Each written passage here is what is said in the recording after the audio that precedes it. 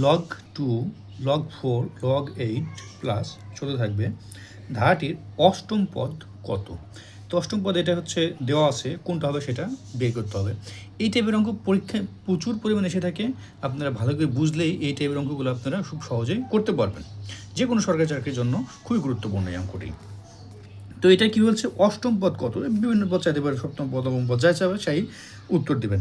আপনারা এটা কীভাবে আছে দেখুন, এখন প্রথমে অঙ্কটা দেখুন আছে কি আছে, log 2 plus log 4 plus log 8 plus এটা চলতে থাকবে। তাহলে এটা আমরা কীভাবে করবো, অষ্টম পদ বের করতে হবে, এখানে অষ্টম পদ বের করতে হবে।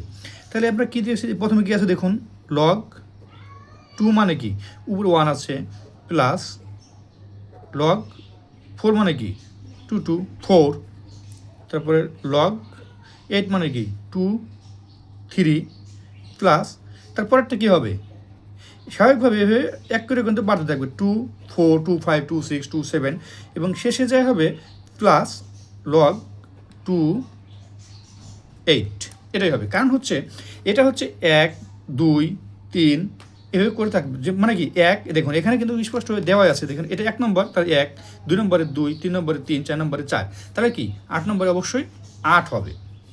তাহলে আমরা কী পেলাম, অষ্টম পদ কত পেলাম, এটা হচ্ছে অষ্টম পদ লগ 2 8, এটাই পেলাম আমরা অষ্টম পদ। তো এটা কী হচ্ছে দেখুন, তাহলে লগ 2 8 মানে কি, 2 8 মানে কি 2 হচ্ছে 8টা, তার মানে কি 1 2 3 4 5 6 7 8, এই তো লগ 2 মানে।